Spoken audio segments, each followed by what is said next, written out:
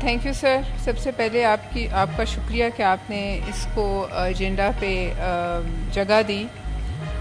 میں بات شروع کروں گی قائد اعظم محمد علی جناح کے ایک کال سے، جنہوں نے کہا تھا کہ Israel is an illegitimate child of the West and we will not recognize Israel. اس کے بعد آپ جناب چیئرمین آ جائیے. ہماری پارٹی پاکستان پیپلز پارٹی اور فلسطین کا کیا رشتہ ہے؟ پاکستان پیپلز پارٹی اور فلسطین کا رشتہ 6 دہائیوں پر محیط ہے، اور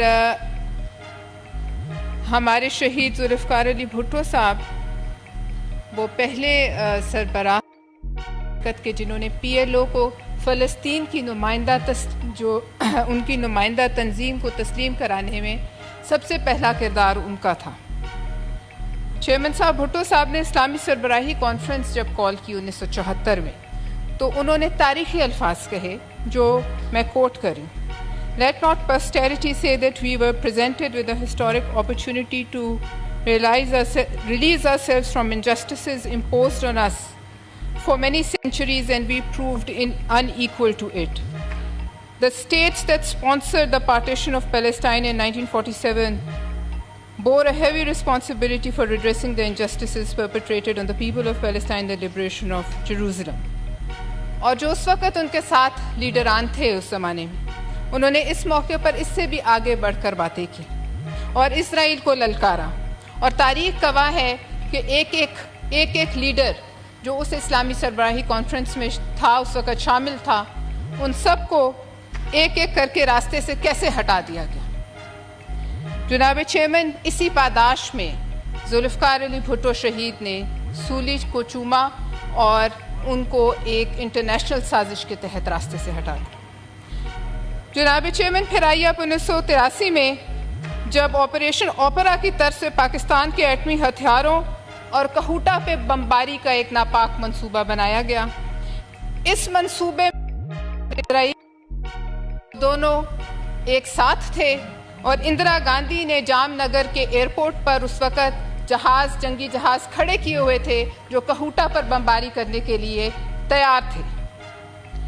جناب چیئرمین، اس آپریشن کی اندرا گاندھی نے باقاعدہ اجازت دے دی تھی، مگر اس وقت افواج پاکستان نے ان کو پیغام بھیجا کہ اگر ایسا ہوا تو اس کا جواب سرزمین اسرائیل پر اس سے دگنی جو ہے فورس کے ساتھ دیا جائے گا. اس کے بعد آ جائیے محترمہ بے نظیر بھٹو صاحبہ کی حکومت 1994 میں. محترمہ نے ارادہ کیا کہ وہ غزہ جائیں گے اظہار یکجہتی کے لیے، اور غزہ جانا اس وقت جان جوکھوں کا کام تھا، اور یtzhak رابین اسرائیل کا پرائم منسٹر تھا، اور محترمہ کو اس نے کہا کہ آپ غزہ میری اجازت کے بغیر داخل نہیں ہو سکتے. تو محترمہ بے نظیر بھٹو شہید نے کہا کہ میں فلسطین کی سرزمین پر جانے کے لیے کسی غاصب سے اجازت نہیں لوں. جناب چیئرمین، یہ سب تاریخ گواہ ہے کہ اس قسم کی دلیری کی توقع اسی طرح کے لیڈروں سے کی جا سکتی تھی، اور تاریخ ہمیشہ دلیر حکمرانوں کو یاد رکھتی ہے. بزدلوں کی جگہ صرف تاریخ کے کوڑا دان میں ہوتی ہے، اس سے آگے کہیں نہیں ہوتی. جناب چیئرمین، اس وقت بہت ظلم ہو رہا ہے، اور ہر ظالم کو گمان ہوتا ہے کہ میرے ظلم کے سامنے کوئی کھڑا نہیں ہو سکتا، اور شاید یہ ظلم ہمیشہ کے لیے رہے گا. اسرائیل کا جو نمائندہ ہے نیتن یاہو، اس کو بھی یہی گمان ہے، مگر پھر اللہ کی ذات نے فرعون کے گھر بھی موسیٰ کو پیدا کیا تھا، اور اس فرعون کے گھر بھی ایک فلسطینی موسیٰ ہی پیدا ہوگا، اور ایک بچہ ہی ہوگا جو اس کو بھی اسی طرح غرقاب کرے گا جیسے اس سے بڑا فرعون غرقاب ہوا تھا. لیکن افسوس کی بات ہے جناب چیئرمین کہ وہ عرب حکمران جن کے پڑوس میں ان کے جھرمٹ میں یہ خون کی ہولی کھیلی جا رہی، اور مسجد الاقصیٰ کے بچوں کو اس بے دردی سے شہید کیا جا رہا ہے کہ فلسطین کی سرزمین کا شاید کوئی کونا یا کوئی انچ ہو جو لال نہ ہو، وہ خاموش ہیں. اور یہ وہ حکمران ہیں جناب علی جن پر اللہ تعالیٰ کا اتنا انعام و اکرام ہے کہ جہاں یہ قدم رکھتے ہیں اس کے نیچے سے تیل کے جھرنے پھوٹ پڑتے ہیں، تیل کی نہریں بہہ اٹھتی ہیں، اور اس میں ان کا اپنی قابلیت اور کمال کوئی نہیں. یہ صرف اللہ کا کرم ہے اور فضل ربی ہے, مگر پھر بھی وہ خاموش ہیں. اسرائیل بیروت پر حملہ کرتا ہے, اسرائیل ایران پر حملہ کرتا ہے, مگر جیسے کہ ابھی شہری رحمان صاحبہ کہہ رہی تھی, اس کا ہاتھ آگے بڑھ کر روکنے والا کوئی نہیں. افسوس کی بات ہے کہ اربوں مسلمانوں میں جو سربراہان اسرائیل کی ڈر اور خوف سے خاموش ہیں, کوئی ایسا نہیں جو ایک روٹی یا ایک بوتل پانی وہاں بھجوا سکے. جناب چیئرمین, وہ مسلمان سربراہان جو خوف کی وجہ سے خاموش ہیں, وہ یاد رکھیں کہ چراغ سب کے بجھیں گے, ہوا کسی کی نہیں, اور نیتن یاہو کا ہاتھ ان سب کی گردنوں پر بھی جائے گا. ہمیں یہ نہیں بھولنا چاہیے جناب چیئرمین, آج کی مناسبت سے, آج یوم استحصال ہے کشمیر کا, کہ اس خطے میں دو جا رہے ہیں, ایک ہی سکے کے دو رخ, ایک ہے نیتن یاہو اور ایک ہے نریندر مودی. اور کیا یہ ایک اتفاق ہے کہ جو اسلحہ فلسطینی بچوں کو, فلسطینی ماؤں بہنوں کو, فلسطینی بھائیوں کو, ان کو شہید کرنے کے لیے, ان کے جسم کے چیتھڑے اڑانے کے لیے استعمال ہوا, اس میں بھارتی اسلحہ شامل تھا. یہ کوئی اتفاق نہیں جناب چیئرمین, یہ پاکستان کو میسج ہے. میں سمجھتی ہوں کہ پاکستان اسرائیل کی نظر میں آج تک کھٹکتا ہے, اور پاکستان کا نیوکلیئر پروگرام اسرائیل کو کسی صورت قبول نہیں. اور انہوں نے اس بات کا پچھلے سال نیتن یاہو نے اس پر بیان بھی دیا تھا, جس کے نتیجے میں دفتر خارجہ نے 20 اکتوبر 2023 کو نیتن یاہو کے اس بیان کے بارے میں کہا, اس کا جواب دیا. میں سمجھتی ہوں وہ جواب کمزور تھا. میں سمجھتی ہوں آج بھی دفتر خارجہ نے جو رسپانس دیا اس کو زیادہ مضبوط ہونا چاہیے تھا.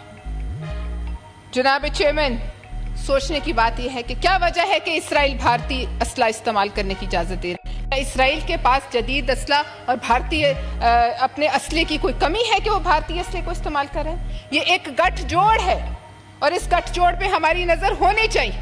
جیسے کہ کہا گیا, عالمی عدالت انصاف کہتی ہے حملے روکو, لیکن اس کے فیصلے ردے کی ٹوکری میں پھینکے جاتے ہیں. UN نامی تنظیم کی کوئی حیثیت نہیں, OIC مردہ ہو چکی, اور اگر ان میں کچھ غیرت ہو تو وہ خود ہی تحلیل ہو جائے. ان کا کوئی حیثیت نہیں, ان کے الفاظ کی کوئی حیثیت نہیں. وہ جو مرضی کہتے رہیں, اس کی کوئی حیثیت نہیں, کیونکہ وہ کچھ کر نہیں سکتے. کوئی شک نہیں چیئرمین صاحب کہ غزہ آج کا ہواری کوئی طاقتور حضرت امام حسین رضی اللہ تعالیٰ عنہ کے ہاتھ جو ہے مضبوط کرنے آگے نہیں پڑا تھا. آج بھی کسی مسلمان حکمران میں ہمت نہیں. ہم کوشش کرتے ہیں کہ ہم الفاظ سے اس کو برا کہیں, کیونکہ ہم سب تو صرف ممبرز ہیں, سینیٹ آف پاکستان ہیں, ہم آواز اٹھاتے رہیں, لیکن چونکہ ہمارے ہاتھ میں اس سے زیادہ کچھ نہیں, اور یہ ایمان کا کمزور ترین درجہ ہے, ہم اسے دل میں برا جانیں. لیکن چند لوگ جو ہم سے بہت زیادہ وسائل رکھتے ہیں, مال و دولت رکھتے ہیں, وہ حکمران تو اس کو زبان سے بھی برا کہنے کو تیار نہیں. جناب چیئرمین, اسماعیل ہانیہ ان تاریخی لیڈروں میں شمار ہیں. ایک تو وہ شہید ہیں, وہ مر کر بھی زندہ ہیں, جو نہ صرف خود اپنی قربانی دے گئے بلکہ اپنے بیٹوں, پوتے, پوتیوں, اپنے تمام گھر والوں کی قربانی دینے کے بعد اپنی قربانی دی. اور اسرائیلی سنائپرز جب کسی فلسطینی بچے کے دل کا نشانہ لیتے ہیں جناب چیئرمین صاحب, تو وہ صرف اس بچے کے دل کا نشانہ نہیں لیتے, اور یہ رپورٹس ہیں کہ وہ اسرائیلی سنائپرز فلسطینی بچوں کے دل کا نشانہ لیتے ہیں. یہ امت مسلمہ کے دل کا نشانہ لیتے ہیں. یہ فلسطینیوں کی نسل کشی کرنا چاہتے ہیں. یہ چاہتے ہیں کہ کوئی بچہ نہ بچے, کوئی بچہ نہ بچے جو کل ان کو للکارے. اور یہ وہ واحد جنگ اور مارکا ہے تاریخ میں شاید جس میں ایک طرف مہلک ترین جدید ترین اسلحہ ہے اور دوسری طرف نہتے دودھ پیتے بچے ہیں. ایسا مارکا شاید ہی شرمناک مارکا تاریخ نے کبھی دیکھا ہو. جناب چیئرمین صاحب, آج یوم استحصال کشمیر ہے, لیکن ایک بات میں کہوں گی, آج ایک چھوٹی سی خوشخبری ہے کہ پاکستان کی ایک دشمن حسینہ واجد بھاگ کے بھارت میں پناہ لینے پہ مجبور ہو گئی. انشاءاللہ مودی اور یہ نیتن یاہو اور اپنے بغل بچے مودی کے بھارت میں وہ وقت دور نہیں ہے کہ یہ وہاں جا کر پناہ لینے پر مجبور ہوگا. بہت شکریہ.